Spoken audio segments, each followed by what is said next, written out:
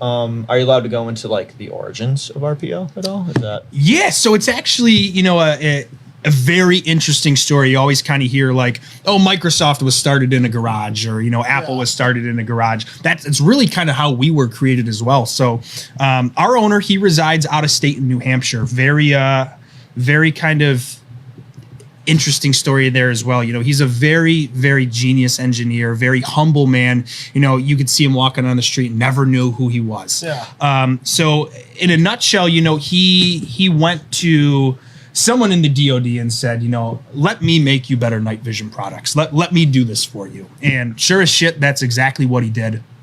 And closer to the early 2000s, he ended up selling his company to another larger, contractor that he was working with at the time. But, at the other point of the line there, his number one supplier for all of his precision molded lenses was Eastman Kodak, which everybody knows that name here in Rochester. So the then CEO of Kodak at the time in the early 2000s really wanted to focus back on film production. That's when they started cutting ties with a lot of the departments there that had nothing to do with film production. Sure. And so essentially a couple employees over there, they started doing layoffs, they started destroying machines and equipment. And so, our owner obviously couldn't allow that to happen, or he couldn't, he couldn't do any of his contracts or, sell any of his products. So he ended up buying that division of Kodak.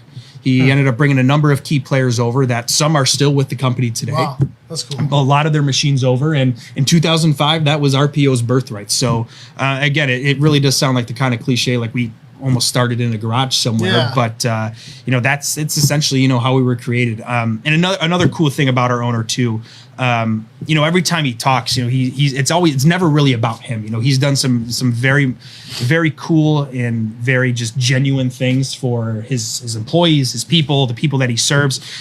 In fact, I think in my boss's interview, when they were interviewing her, he drew an organizational chart. And essentially, how it's always the senior level guy up top and everything kind of follows around. Well, essentially, he drew that out on a piece of paper and said, this is how a normal company works. And then he puts it on the table, flips it around and says, I work for you. So, it just that mindset is probably one of the many key factors as to why we've been so successful, is because not only does, that's his vision, but it's also everybody else's vision from a senior directive standpoint. Yeah. All the way down, we work for the people, because without the people, we really couldn't be exactly who we are. Without the people. I feel, I like that. That's awesome though. Thank you. Him and I, we obviously went to the same business. He dropped out of Fisher too, because that's how I learned business. But he business acumen. Like tonight I got pizza for the boys. So it's like the same thing. Like I work for them.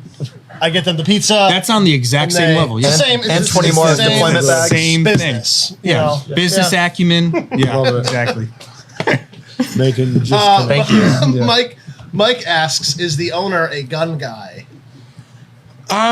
I would almost kind of imagine being in this industry. So. Yeah, I've talked to Joe about him a lot. Yeah. he would have to be. Yeah, more or less. He's even come up to me and asked me about my rifle competitions before, and he's like, "Oh, that's so cool and everything." I think it'd be kind of hard to be in this industry without, at least appreciating it to some degree. You'd have to have at least a passing interest in various. If you are, then you're like the Freedom Group, who used to own Remington and others, and you just run it. It's clear in your product that you're not a gun guy, that you're just in it for the profit. Yeah. And that's certainly not RPO's strength. No. Yeah. There's no soul. You're just selling X. Yeah. An empty vessel. Yes. Yeah.